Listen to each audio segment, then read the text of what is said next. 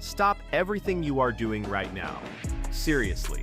Put the phone down, turn up the volume, and listen to me very, very closely. Because what we are about to discuss today is not just a basketball story. It is not just a sports update. It is the unraveling of one of the biggest lies in the history of American professional sports. We are witnessing, in real time, the complete and total collapse of the official narrative surrounding Caitlin Clark and the Olympic team. For weeks, they have been feeding us a story. You know the story. I know the story. It has been repeated on ESPN, on Fox Sports, and in every major newspaper in the country. The story was simple. Caitlin Clark was left off the Team USA roster because of health concerns. They told us she was tired. They told us the transition from the NCAA to the WNBA was too much for her young body. They told us she had a nagging ankle injury that needed rest. They painted a picture of a fragile rookie who was barely holding it together, and they, the benevolent Olympic Committee, were the heroes saving her from herself. It was a perfect excuse. It was logical. It was safe. And it was designed to shut us up. Oh, you want her to play? Do you want her to get hurt? Don't you care about her career? That is what they said to anyone who questioned the decision. It was the ultimate gaslight. They made us feel guilty for demanding to see the best player in the world represent her country. But today, that entire house of cards just came crashing down. The lie has been exposed. And it wasn't exposed by a leaked document. It wasn't exposed by an anonymous source. It was exposed by Caitlin Clark herself.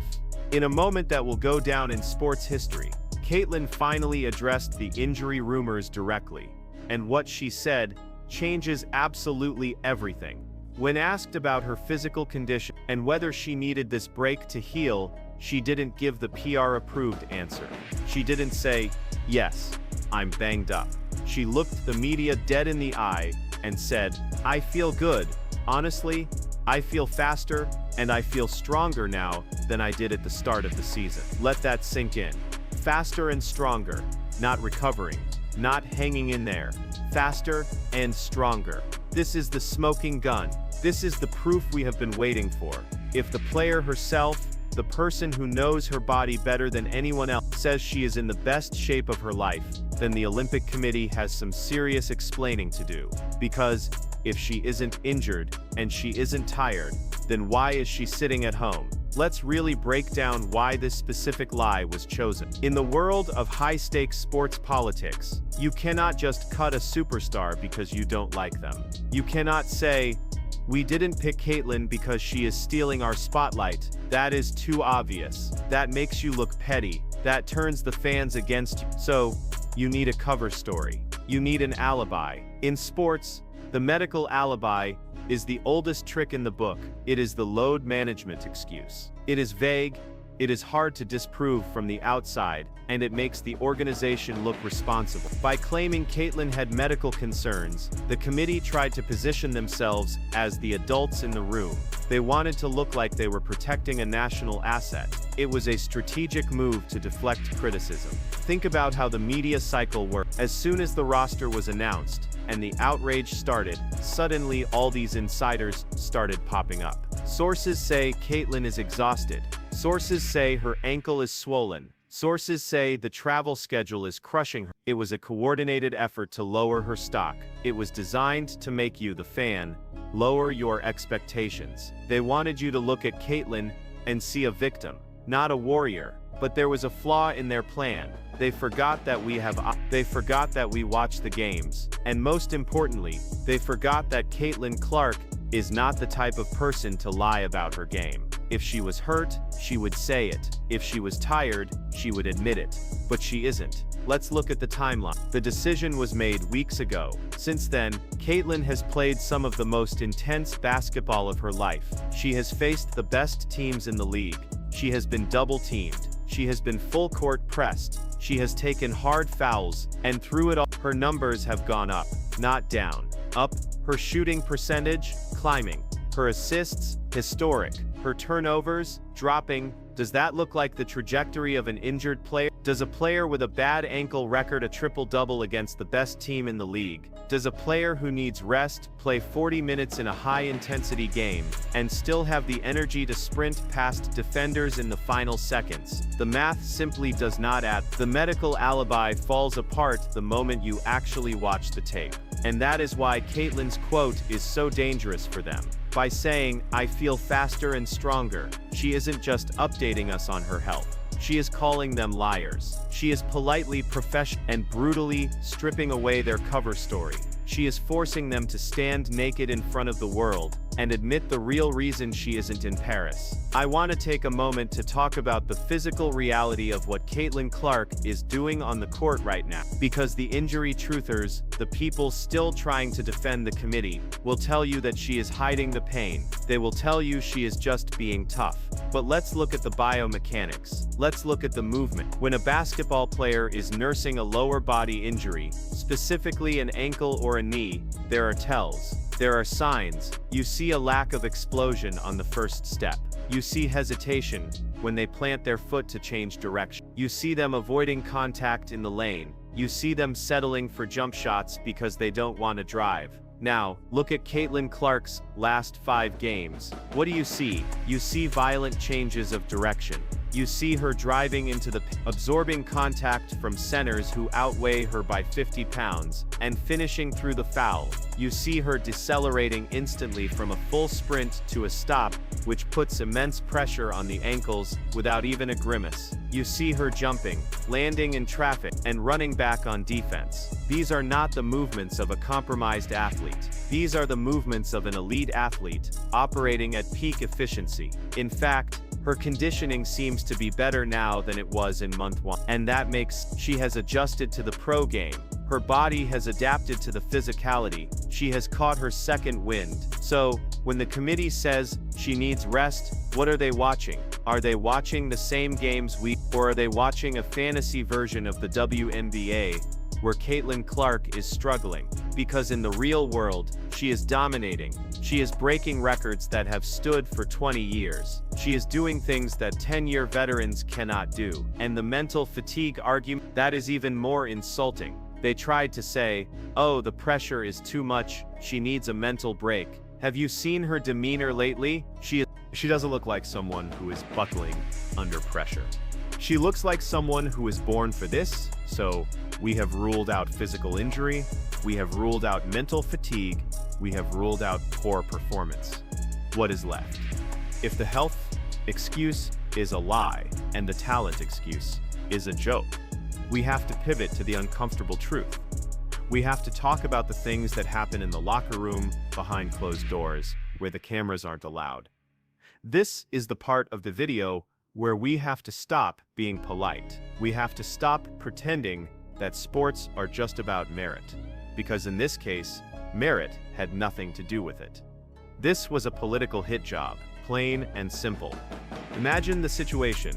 You have the US women's national team, a team filled with legends. Diana Taurasi, Brianna Stewart, Aja Wilson. These are women who have carried the league for over a decade. They have put in the work. They have flown commercial. They have played in empty arenas. They have grinded for years to build the WNBA into what it is. And then, suddenly, here comes this girl from Iowa. This ponytail phenom. She hasn't played a single professional minute, and she is already the most famous basketball player on the planet. She has the multi-million-dollar Nike deal. She has the signature shoe coming. She is the reason the games are moved to bigger arenas. She is the reason the charter flights are finally happening. Do you think the veterans were happy about that? Be honest. Human nature tells us absolutely not. There is resentment there. There is jealousy there. It is the classic old guard versus the new blood. They looked at Caitlin Clark and they didn't see a teammate. They saw a threat. They saw someone who was skipping the line. They saw someone who hadn't paid her dues in their eyes. So, the decision to leave her off the team was not about winning. Team USA could win gold with me on the roster. They are that much better than the rest of the world. No, this decision was about checking the rookie. it was about hazing. It was a message sent from the establishment to the superstar. The message was, you might be famous, but you are not one of us yet. You wait your turn. They prioritized their egos over the growth of the game. Think about the opportunity they threw away. The Paris Olympics would have been the biggest stage in the history of women's basketball. Millions of new eyes from around the world, and they chose to leave the biggest draw at home because they didn't want to deal with the Caitlyn circus. They didn't want the media asking about Caitlyn every day. They wanted the spotlight for themselves. And to cover up this pettiness, they used the injury lie. Because we are jealous doesn't look good on a press release. We don't want to share the attention doesn't sound very Olympic. So they hid behind health concerns. It was cowardly. It was selfish. And now that Caitlyn has exposed it, they look small. Caitlin Clark is the rising tide that is lifting all boats. She is making everyone richer. She is making the league relevant. And instead of embracing her, instead of using the Olympics to pass the torch, they tried to extinguish her flame. But they failed, because all they did was make her story even bigger. I want to make a historical comparison here, that I think is critical, because we have seen this before.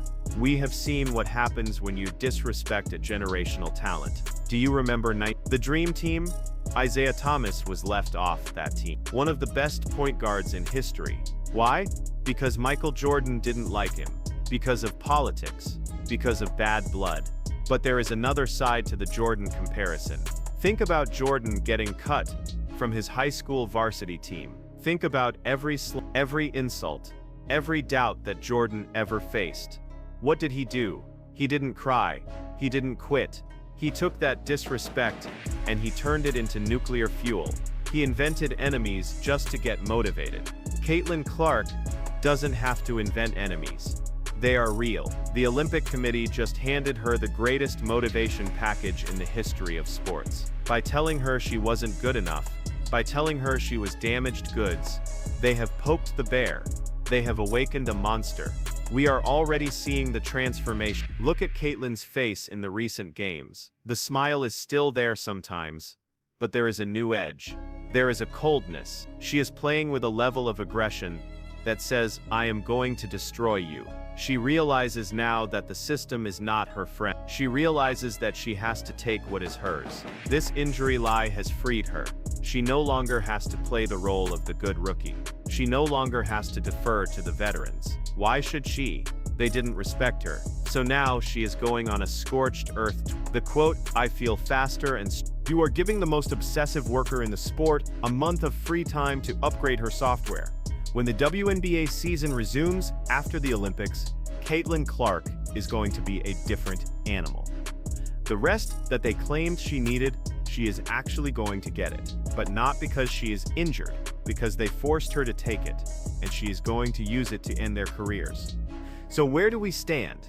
The lie is dead. Caitlin killed it. We know she is healthy. We know she is strong. We know she is faster than ever. We know the Olympic Committee prioritized politics over performance. And we know that the old guard is terrified of the change she represents. This moment, this specific quote from Caitlin, marks the turning point. It is the moment she stopped being a pawn in their game and started playing her own game. It is the moment she took control of the narrative. To the mainstream media, who pushed the injury story, shame on you. You acted as PR agents for the establishment instead of journalists. You didn't ask the hard questions. You didn't challenge the logic. You just repeated what you were told because you wanted to keep your access. But Caitlin exposed you to the fans. Don't let them rewrite history. Don't let them tell you in 6 months that, oh, she was actually hurt. Remember this video. Remember her words. I feel good. I feel faster. I feel stronger. Hold on to that truth, because they will try to gaslight you again. And to Caitlin Clark, if you are watching this, or if anyone from your camp is watching this, thank you. Thank you for not playing along.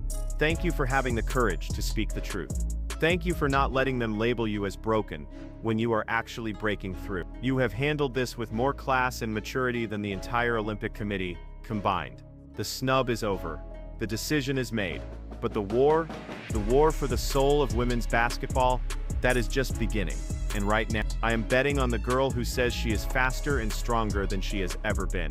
Get your popcorn ready, America. The revenge tour starts now. The second half of this season is going to be legendary. Records will be broken. Literally, on the court, not medically. And everyone who doubted her, everyone who lied about her, is going to have to watch her greatness from the front row. I want to hear from you. Yes, you. Go down to the comments section right now. I want to know, do you think the Olympic Committee regrets their decision now that Caitlin has come out and said she is 100% healthy?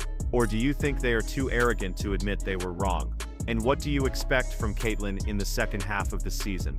30 points a game? More triple-doubles? Let me know your predictions. And please, if you care about the truth in sports, if you are tired of the mainstream narratives and the lies, hit that subscribe button, turn on the notifications, because we are not going to stop covering this. We are going to track every single game of the Caitlin Clark Revenge Tour. We are going to keep receipts, and we are going to keep bringing you the unfiltered reality that ESPN is afraid to show you. Thank you for watching, thank you for listening, stay strong, stay away, and remember, Caitlin Clark is fine. In fact, she is better than fine. She is coming for everything. I will see you in the next video.